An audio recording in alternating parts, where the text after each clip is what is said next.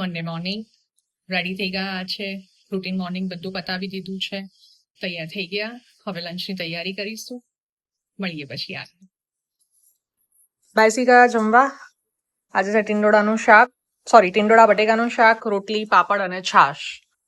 ધનુને ટીંડોળાનું શાક બિલકુલ ભાવતું નથી, એટલે તો બટેકા નાખ્યા છે. તારી માટે સ્પેશિયલ બટેકા નાખવા પડે છે. શું થાય શું ટીંડોળાનું શાક ખાય તો? એ જો નહીં ભાવતું હોય ને કહેશે. બાય ધ વે ડોક્ટરે તને ના પાડી છે તળેલો પાપડ ખાવાની. ડોક્ટર તમે બ્લોગ નહીં જોતા. વાંધો નહીં.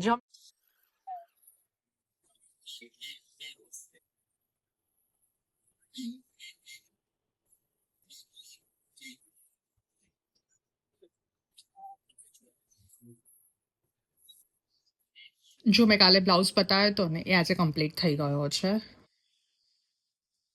કાલે અહીંયા સુધીનું હાફ થયેલું હતું, બાકીનું હાફ કમ્પ્લીટ કર્યું અને આ મિરર વર્કને એ કર્યું છે. આ મિરર વર્ક છે. અહીંયા ટીકી અને મિરર વર્કથી આખું કોટન થ્રેડથી વર્ક કરેલું છે. કેવું લાગ્યું મને કમેન્ટમાં જણાવજો. સીજો આવી રીતનું છે. આ છે ને કુર્તીનો કોઠો છે, કાઇન્ડ ઓફ અપર પોર્શન હોય ને એવી રીતનું છે આ.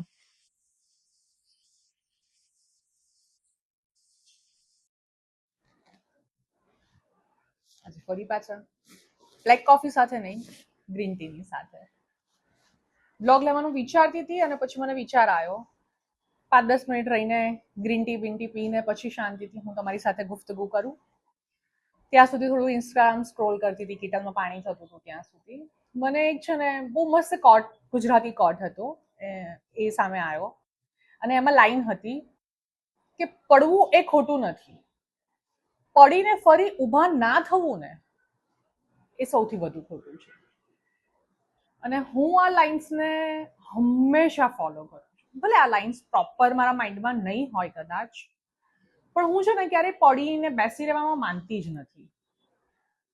જ્યાં સુધી તમારું શરીર, તમારું મન, તમારું દિમાગ તમને જ્યાં સુધી ફોર્સ કરે છે ને હિંમત આપે છે ને, ત્યાં સુધી થાકવું ના જોઈએ. મારું એવું માનવું છે. તમારું શું કહેવું છે એ પણ મને કમેન્ટમાં કહેજો.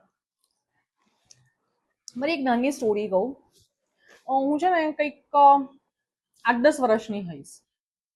મારા પપ્પાની સાથે હું એમ જ આંટો મારતા એક આઈસ્ક્રીમ પાર્લર સુધી, એમ જ રોડ ઉપર આંટો મારતા હતા ને એક હતું અમારા એરિયાનું ફેમસ આઈસ્ક્રીમ પાર્લર.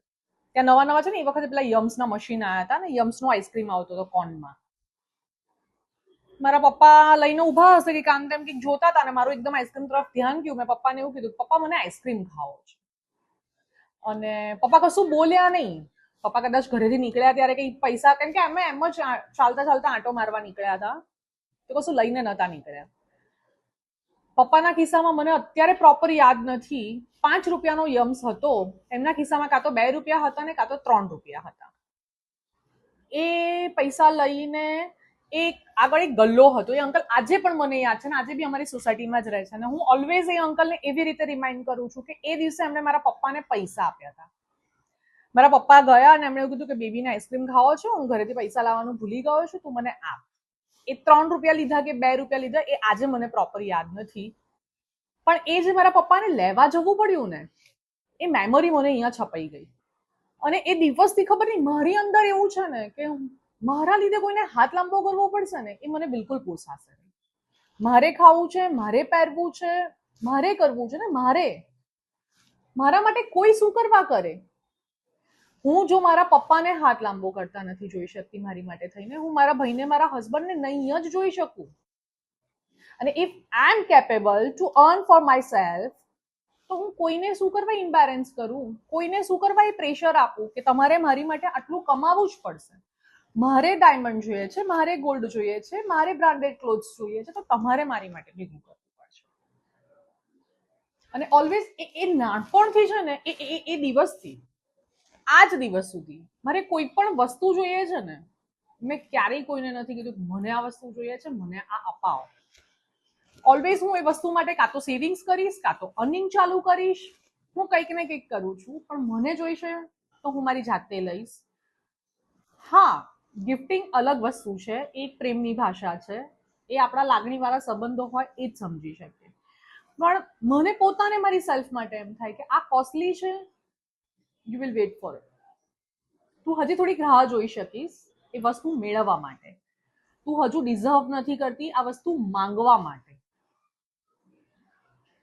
એટલે આજે પડવાની વાત આવી ને એના પરથી મને એ ઇન્સિડન્ટ યાદ આવ્યો કે મારી લાઈફમાં હું પડી છું, પણ ઊભા થતા હું ક્યારે બી જ નથી. મને ક્યારેય બીક જ નથી લાગી કે હું ફરીથી ઊભી ક્યારે થઈશ.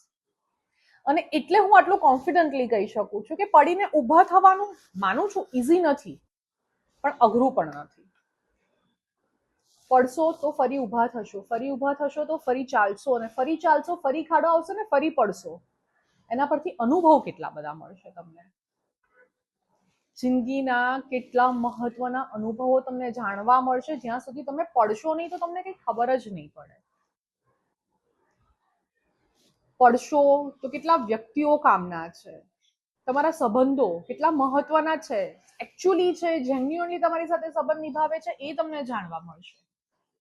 મને એટલે જ ઘણા બધા લોકો કીધા કરે છે ઘણા બધા પ્રોબ્લેમ્સ પછી બી તું હસી કેવી રીતે શકે.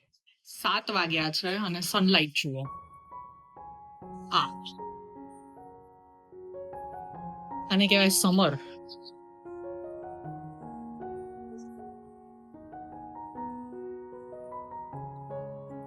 દિવસનું અજવાળું જોઈને બિલીવ નથી થતું કે સાંજના 7 વાગી ગયા છે.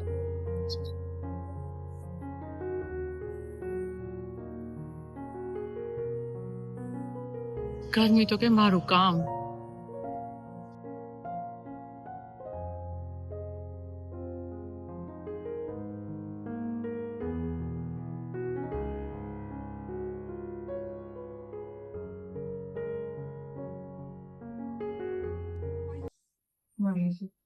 આપણે બનાવી છે આજે તુરિયાનું શાક.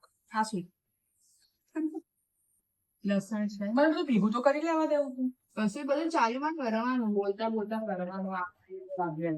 હા પછી હેલ્પ નહીં કરવાનું, મદદ નહીં કરવાની કોઈ.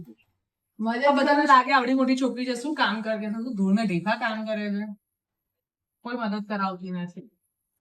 જો માથે રાખીને બોલો કેવું કઈ મજા ભગવાન માથે જ છે મારા. બહુ મને કરાવું છું પણ હવે હું રાખી નથી, નહીં કે પછી મને એવું કહેશે કે હું સંભળાવે છે.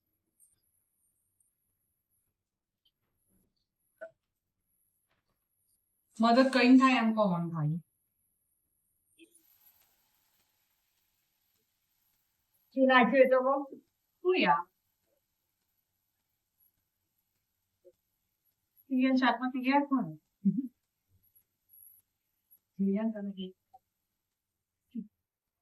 થોડું છે ને હળદર અને મીઠું નાખીને આપણે શાકને ચડવા દઈશું. અમારા ઘરે બીપીના પેશન્ટ વધારે છે. એ ગજબ છે, 2 બીપીના પેશન્ટ છે અને 2 બીપી લો ના પેશન્ટ છે. વાહ શું કોમ્બિનેશન છે.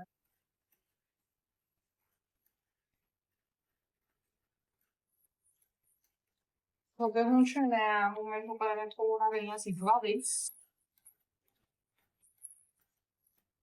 હળદર અને મીઠું નાખી દીધું. હવે હું છે ને ગાર્લિક છે ને આવી રીતે છીણીને નાખું છું, હું ખાંડીને નથી. એટલે છીણીને નાખીએ ને ટેસ્ટ બહુ મસ્ત આવે છે. અને ફ્રાઈસ ગાર્લિકનો ટેસ્ટ શું યમ્મી. ધનુને એટલે જ તુરિયાનું શાક આવે છે જસ્ટ બીકોઝ ઓફ ગાર્લિક. મને કોઈ બી વસ્તુ હશે લસણ હશે તો જ ભાવશે. ગાર્લિક એટલે ધનુ છે ને પેટ નેમ અમે લસણ રાખીએ. એવું ના કહેવાય, લસણ બધા પીવી રીતે કહે છે, મને બધા લસણ લસણ કહે છે. કઈ દેવાનું. એ હમણાં મેસેજ ચાલુ થઈ જશે લસણ લસણ લસણ કરો. એ કરજો ને મેસેજ એ કરજો ને કોન્ટેક્ટ કમેન્ટ Block કરજો મારી. જે કરવું હોય. મેં સારી આવે છે. ના ભાઈ સૌથી ગંદી આદત. થોડાક પણ હાથ બગડે ને એટલે તરત જ ફટાફટ હેન્ડ વોશ કરી લેવાના અને હેન્ડ્સ ડ્રાય કરી લેવાના. મને મારા ચમચા ને આ તે બધું તેલ વાળું ને આખું ને ગંદુ હોય ને મને સચ પણ નથી ગમતું. આટલું બધું જીવ સારું. મને ગમે છે, મને પોસાય છે, હું કરું છું. હવે આપણે અહીંયા ફટાફટ ખીચડીની તૈયારી કરી દઈશું.